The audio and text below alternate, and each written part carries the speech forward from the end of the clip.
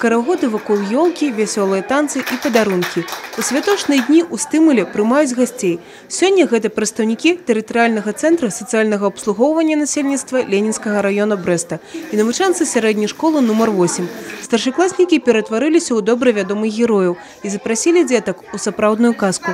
І, канешне ж, навагоднія падарункі для ўсіх хлопчыкаў і дзяўчынак. Дарить деткам радость, улыбки, любовь. Основная цель новогодней акции «Наши дети». Совместно с предприятиями и организациями Ленинского района мы сумели приобрести подарки, развивающие игры для деток.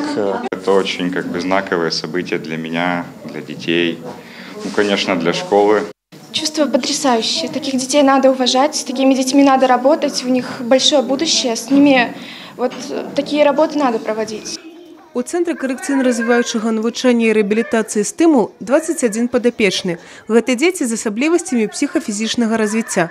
Такія сустрэчы для іх не толькі свята, а свайго рода тэрапія. Такие мероприятия, они помогают нашим детям социализироваться, научиться взаимодействовать с окружающими их людьми. Друзей у нас много, я надеюсь, что друзей еще будет больше, что к нам будут приходить новые неравнодушные люди с открытыми сердцами и чистой душой.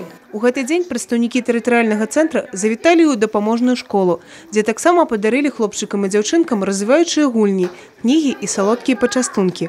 Наступным адрасам, куды завітаюць удзельнікі акцыі, стане сацыяльны прытулак абласнога цэнтра. Еўгенія Мароз, Тыгран Акапян, тэлерадыёкампанія «Брэст».